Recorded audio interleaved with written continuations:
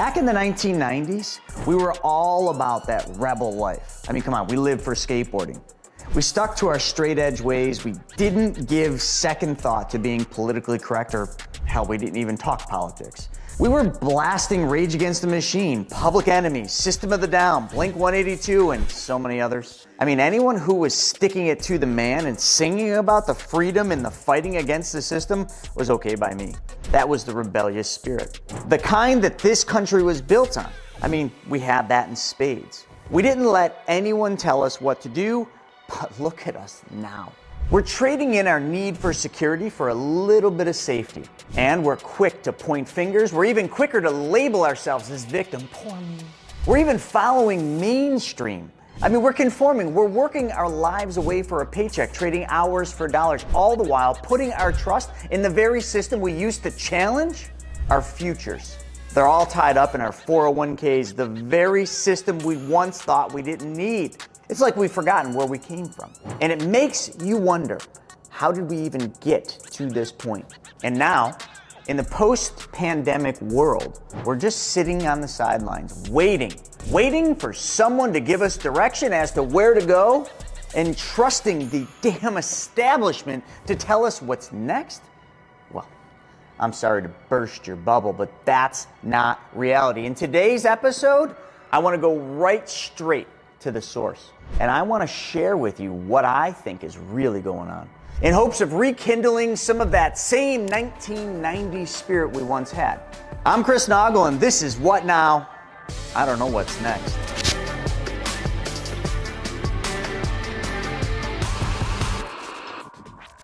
World hunger, overpopulation, global warming, global pandemics, rise of mental illness, political, social, and racial division, and a global economy on the brink of destruction? Come on, what the heck is going on here?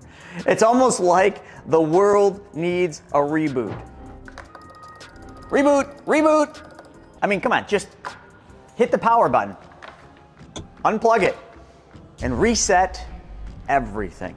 I can't blame just one person or just one thing for the laundry list of problems our world is experiencing. But what I can say is that there are some agendas and some initiatives bold enough to say that they have the answer. We have hit the peak of globalization. And as a result, some big hitters are starting to reveal their plans for the future of our planet, not just the United States, but for the whole world. Now, as I go through this, please keep an open mind. You're not gonna like some of it, but you know what? The truth is hard. Since the birth of the League of Nations, we've seen a ton of global initiatives created. Each one has paved a more connected world with unified mission to help tackle global issues. Organizations like World Health Organization, International Monetary Fund, IMF, the World Bank, the United Nations, the World Trade Organization, the WTO, oh, they're brilliant folks over there, the North Atlantic Treaty Organization, NATO, the European Union, EU, the Group of Seven, G7. All of these organizations hint to a world that is unified, clean, and at peace. A utopian paradise. But do we even ask ourselves, how do we get there? And in today's video, what we're gonna do is we're gonna take a quick trip across the oceans to a never land called Geneva, Switzerland, where maybe we can find some of the answers on what the global elitists are up to and what's in store for the future of this planet. But as always, before we buckle up, we need to do one thing. Actually, I need you to do one thing, and that is subscribe. And there's a little bell. Smash that bell. Hey, Klaus. Shit, did I kill him? Klaus. Dude, Klaus. Man. So you might have heard of this thing. It's called the World Economic Forum. Yeah, it's like the epicenter of conversations, speeches, panels, presentations, nonsense, and everything discussing the future initiatives by governments, corporations, funny how governments and corporations are there, and financial institutions. Essentially, it's where the most powerful people gather to help examine, inform, implement, and collect all this data so they can plan an agenda for the entire world and, make the world a cleaner place and, get rid of carbon emissions while they all fly around in their private jets. I always found that funny. Like, it's one event where there's more private jets than any other event, at least that I'm aware of. But yet they're sitting there talking about how everybody should drive EV cars and we need to get rid of the carbon footprint. Okay, anyway, we're not going to go there. So what is the WEF? The World Economic Forum. And you can check it out online, but it's an international, non-governmental, right, had me fooled, organization based in Geneva, Switzerland. It was founded in January of 1971 by a German engineer, Klaus Schwab, the one I hit with the football thing. Currently, it hosts over 100 governmental bodies, but yet it's not governmental. Every leading global institution, over 1,000 strategic partners, leaders from civil society, specialists, representatives for the youth, social innovators, and media organizations, and pharmaceutical. I almost missed that one. The mission is to improve the state of the world by engaging business, political, academic, and other leaders of society to shape global, regional, and industrial agendas. It sounds so freaking awesome, doesn't it? Yeah, well. So let's talk about Mr. Klaus Schwab. So he's not only the founder of the WEF, but he's also an author of a book, and it's probably a good book, called The Great Reset, the Fourth Industrial Revolution, which is the main thing I want to talk to you about today. You see, I've heard from multiple people, especially during COVID, they all said the Great Reset was just a hypothetical reality, a conspiracy. One man or organization doesn't have the power to influence the US or the world. It's nothing to be concerned about. But I think you might want to reconsider things by the end of this video, because what is the Fourth Industrial Revolution? So here it is. It's a new chapter in human development, enabled by extraordinary technology advances.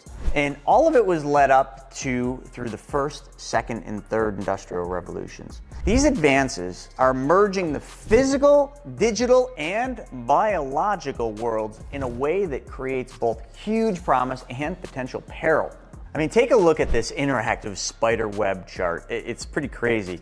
The fourth industrial revolution, I mean, we can kind of go through and look at technology innovation, and then it talks about drones and sustainable development, entrepreneurship, the net zero transition, taxes, circular economy, future of the environment, science. And then when you click on frontier technology, it opens up a whole new thing. I mean, we could kind of keep going down. Ethics and identity, yeah, we kind of missed the boat on that one. Agile technology governance, agency and trust, disrupting jobs, demanding new skills, technology access, inclusion. And then there's another you guys are seeing what I'm seeing here, right? I mean, it's crazy. Social protection, migration, let's see, human rights, global risks, yeah, social justice, cybersecurity, yeah, 5G. I mean, did any of that stuff sound familiar to you? Because it did to me. So let's get into some of the initiatives. But first, I'm going to read you a disclaimer, because there are hundreds of initiatives, and I really only want to focus on the ones that have potential direct impact on our everyday lives, things like privacy and overall freedoms. And what my team did is we put together a list of a whole bunch of different articles, all tied to this. The first one I want to look at is the 2030 Agenda for Sustainable Development. Check this out. So this article talks about the World Economic Forum and how the UN signed the Strategic Partnership Framework. It goes on to talk about the partnership identifies 6 areas of focus: financing the 2030 Agenda. Of course, somebody's got to foot the bill. Climate change, health, digital cooperation, gender equality, and empowerment of women, education, and skills to strengthen and broaden their combined impact by building on existing and new collaborations. So that's the full framework that they're talking about here. And you can see this article goes through. Look at those smiling little fools. Hi guys, good job, you signed something. Yeah, what did you sign? Climate change, oh yeah. Achieve clear and measurable public commitments from the private sector to reach carbon neutrality by 2050. I mean, that's great. Help create public-private platforms in critical high-emitting sectors like China and India, maybe they were there, and scale up the services required to adapt to the impacts of climate change. Okay, cool. How about health? Support countries achieve good health and well-being for all within the context of 2030 agenda, focusing on key emerging global health threats that require stronger multi-stakeholder partnerships and action. I mean, sometimes when I look at the health, I wonder how much of this ties back to pharmaceuticals.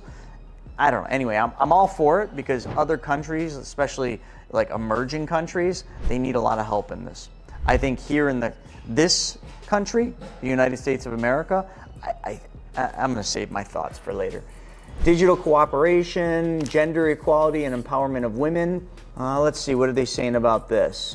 Equal opportunities of women at all levels of decision making and the productive participation of women in the labor force to promote equal pay for work of equal value across sectors and occupations as well as within. I mean, think about this, like how much of this stuff do you see in the media, right? A lot. This is the media. You connecting the dots? The media and this are one. I mean, we could keep going on, but I mean, education and skills, I mean, these are all good topics, right? They're all really vital topics, and that's what they're discussing. But let's keep going on with the agenda because there's a heck of a lot more. And this one is actually one I'm really behind. Solving world hunger. Obviously, like I feel here just in the United States of America, we shouldn't have any hunger in this country, but we do.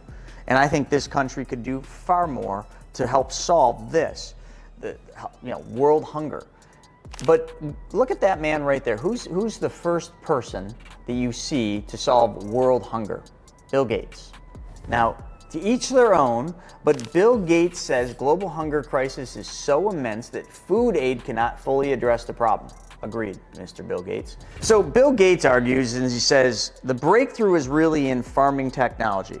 Okay, but what is farming technology? Well, he goes into talking about magic seeds. Ooh, magic seeds, kind of like Jack and the Beanstalk? I mean, that would do it, wouldn't it? Just giant beans? Anyway, engineered crops. So the Gates Foundation also goes out and maps out how climate change is likely going to affect these growing conditions. So it looks like Bill Gates is on top of solving world hunger, and that's going to be through technology and magic seeds. There's a lot more to this, and you can read this in your own time, and I'm hardly an expert, but let's move on to the next topic. Okay, smart cities. This one's interesting. So smart city thing, I mean, that pretty little picture definitely sums it up. I mean, that's what a smart city looks like, right? Well, it goes on to talk about declaring like 15-minute metros. Essentially, I think what they're talking about here is just having all the amenities within a 15-minute commute, and more or less in cities, a walking commute. Now, I've seen some stuff about this. I've even seen them trying to accomplish this in certain cities. I don't know what to make of it. Some of it feels like you're just trying to do too much in too small of an area, and it's just going to basically backfire on it. But that's just my opinion. I think there's some relevance to this, to the 15-minute city concept. But is this really something that our global leaders and elitists should be focusing on? I don't know. I think there's bigger topics that we could hit on, but that's just my opinion. But they certainly think AI and robotics are a really big part of the future. And you know what? If you ask other people in my office, I think they'd agree too. Shauna is constantly using AI. I mean, that's how she's answering a lot of the questions. And I'm sure a lot of you are, but you mix AI with robotics. I mean, it's kind of a scary thought. Anyone of you seen Terminator 2? Yeah. That should paint the whole picture.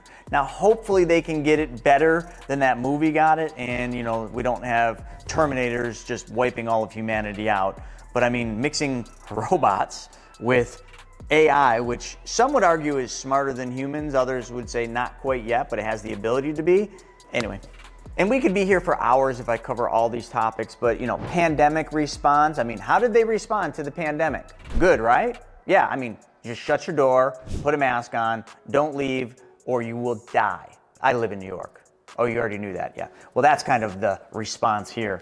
The ESG score and impact on how businesses function, boring. Gender politics and inclusion, you can read that on your own. Race and gender scoreboards, controlling hate speech. God, I swear too much. Global Coalition for Digital Safety, misinformation and disinformation. Hold on a second. Misinformation and disinformation.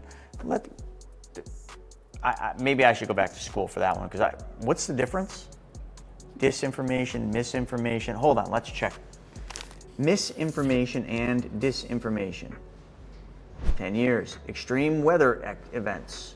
Critical change in Earth systems. Natural resource shortages. Misinformation and disinformation. Let me sum it up. When you turn CNN on or the news on, it's all misinformation and disinformation. Got it? Oh, you now understand it. Yeah, me too. All right, good. I'm glad we got that one out of the way, because I was a bit confused there.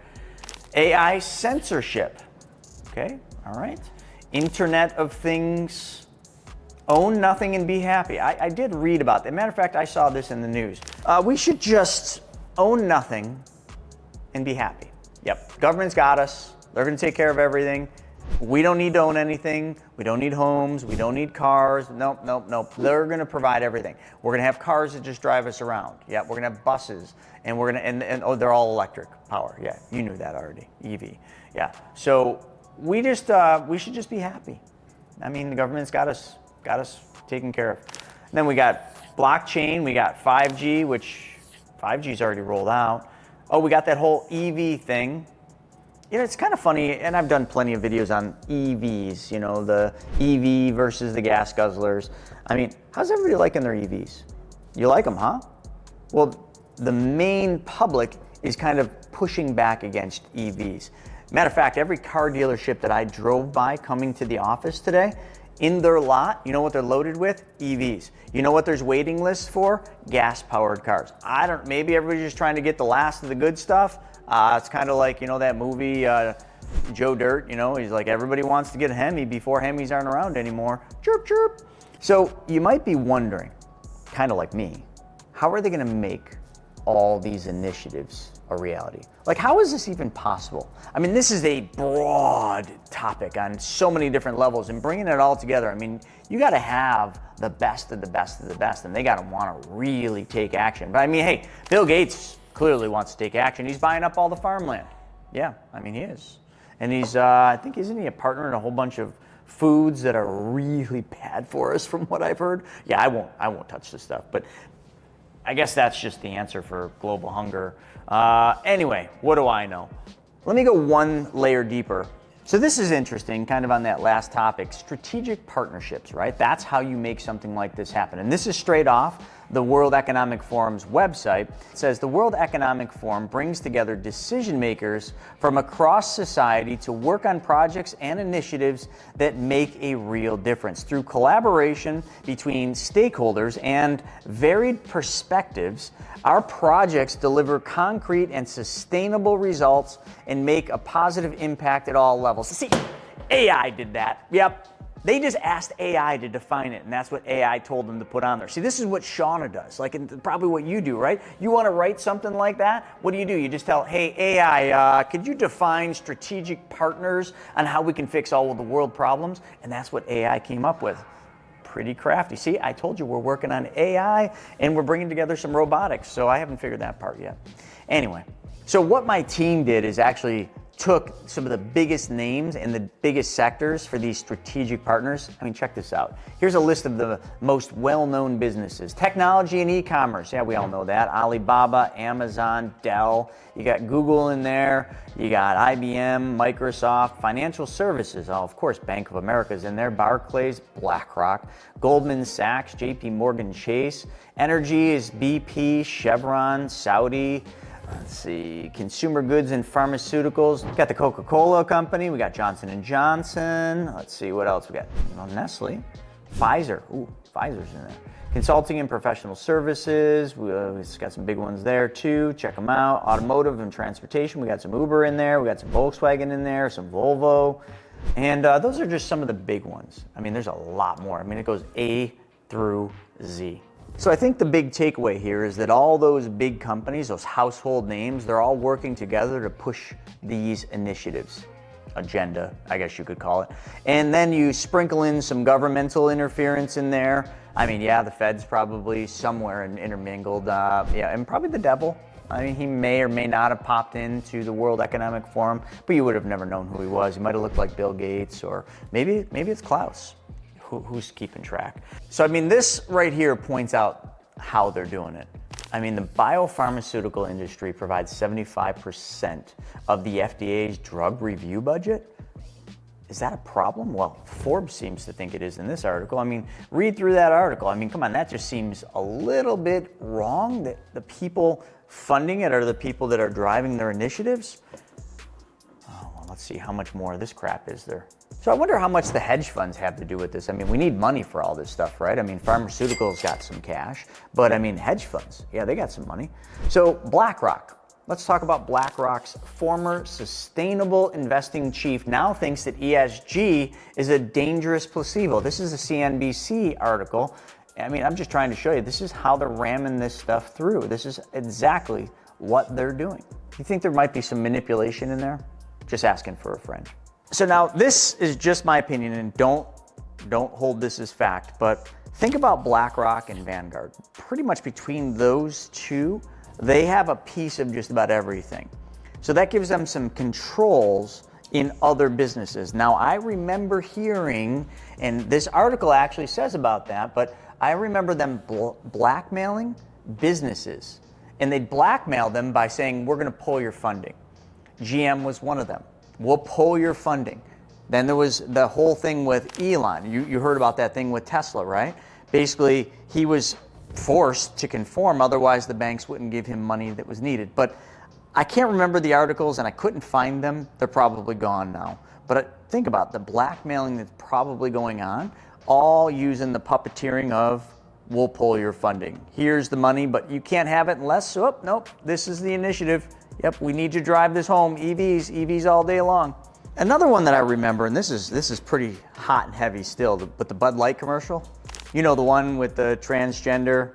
Yeah, it didn't go over so well, but like, why would a company like Budweiser, huge company, who's always had like big horses and big trucks and tractors and like manly things, come out and go that route?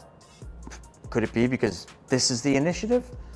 I'm just saying, there was a lot of articles out there about that, and you just sometimes you got to stop this. You know, they want you to look over here, but the real truth is over here. So, do I got you thinking about it? So we also found this one, which I found pretty fascinating. It's BlackRock Advisor Center, and there's the site right there. Sustainable Investing and MSCI ESG. So ESG is environmental sustainable growth. And look down here, the sustainable investing, and just pair this up with some of those initiatives. Environmental, social, governance, okay? We got down here, we got data security, extreme weather, we got product quality, we got fraud, we got health and safety, and then we've also got identify potential opportunities, water efficiency, workforce diversity, energy use, supply chain management, clean tech. But I'm just trying to just show you that there's a lot of overlap here. No matter how you look at this, it's all interconnected with those agendas. This is how they do it. It's kind of like a report card. So, you know, if you just check the boxes, you know, lend money to the people that get you the right check boxes so that your report card comes out. I mean, no one likes a bad report card. Then you got to take it home to mom, and mom gets upset that you failed social studies. I mean, it's the same kind of thing. I mean, the banks and the hedge funds, they're all playing the same kind of reporting, and they don't want to go home and tell mom, hey, mom, I failed the ESG. I'm sorry, I just didn't study last night. No matter which one of these sites you go to, there sure is a lot of cookies. And I don't mean the good chocolate chip cookies grandma made, the wrong kind of cookies. I mean, we got one here, social media censoring and the fact checks, COVID-19 fact checks. I mean, you guys can read that one. I mean, the Science Direct, yeah, it's all about the science. And then you got the disinformation board of governance. Of course, there's one of those board of governances. And mainstream media bias is also something that's worth talking about. I mean, check this out right here. I mean, broadcast television swaying the public's opinion? No, that doesn't happen. No way. ABC, NBC, MSNBC, CNN, USA Today, NPR, CBS, Yahoo, BBC, Time. I mean, they are all liberal, progressive news outlets.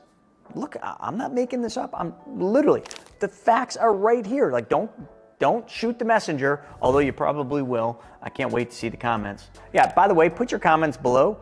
Yeah, you can say whatever you want. I'm not coming as an expert in this. I'm just reading news articles. But you might even say the mainstream media is all fake anyway. But that's the point. Misinformation and disinformation. We already covered this. All of these are progressive news outlets with essentially only Fox News and Newsmax, oh yeah, and OAN, as competitors from the right. And it's pretty obvious. When you go to one of those right-swinging news medias, it's a very different feeling than the left liberal side, right? But again, it's that divide, you know, right versus left. The majority of the right-leaning news is labeled alternative or misinformation, but the others, the liberals, they're speaking the truth, the gospel. But then the right is all misinformation. So I mean, how many of you want more of just a level news media that reports on all sides? So I mean, there is one, and I found it right here, Ground News. You've probably heard about it, but what this does, it basically just takes articles and it kind of just breaks them up, left, right, and then center. I mean, so this particular top story is talking about how 22% of the left is covering this, the center is 34%, and the right is 44%. I mean, that's not bad. Another place you can get your information from is you can get it from social media. I mean, maybe TikTok, I mean, Facebook, Instagram, or you can find white papers. I know not many people are reading white papers, but that's where I'm getting a lot of the information that I base a lot of the shows from. Pure economic white papers. I'm not saying it's all, you know, going to be the right way to get it, but it's just giving you a little bit of a different flavor other than going to these mainstream media outlets, which are definitely pushing these initiatives. That's all I'm trying to say. Let's talk a little bit about education and education bias. I mean, have you ever looked at who the donors are to some of the big Ivy Leagues like Harvard? Check this article out right here. I mean, this basically goes through from 2018, 2019, who the top donors were. I mean, these are tech billionaires, but when you take some of these donors and you Google the names, yeah, you start connecting the dots, don't you? So you can kind of look at this on your own time, but I'm just trying to point out some of the things. And also, the DEI and critical race theory, yeah, that's been a popular one, or at least was before. The Pentagon, right here in ABC 15 News, stealthily pushing DEI in K through 12 schools, despite public pressure. So, I mean, right there, the Pentagon.